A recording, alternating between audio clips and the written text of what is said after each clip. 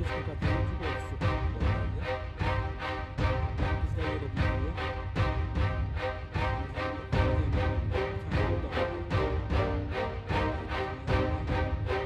İki tane var. Yani sabah bütün yayınlarla iletişime geçtiler. Bir şeye ihtiyacı olan. Turki bertindak cepat mengordinasikan evakuasi aman terhadap penumpang kapal Global Sumut Flotilla atau GSF yang membawa bantuan kemanusiaan untuk Gaza. Kapal GSF yang dinamakan Chani M tersebut mengalami kerusakan mesin serius di perairan Mediterania pada Senin pagi waktu setempat. Melansir dari laporan sumber Anadolu pada 30 September 2025, kerusakan terjadi di wilayah laut antara Kreta, Siprus, dan Mesir.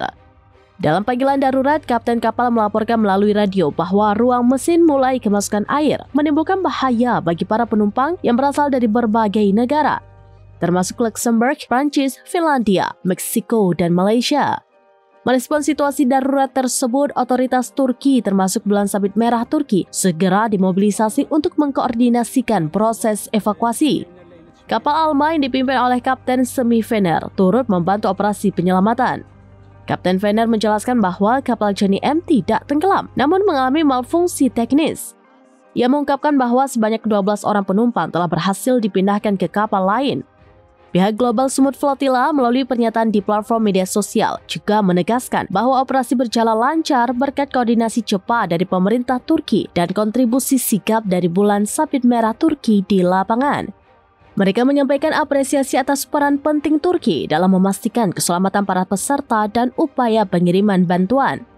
Meskipun terjadi insiden, GSF tidak memprediksi adanya penundaan signifikan dalam keseluruhan operasi dan armada kapal direncanakan tetap akan mencapai tujuan mereka dalam waktu 4 hari.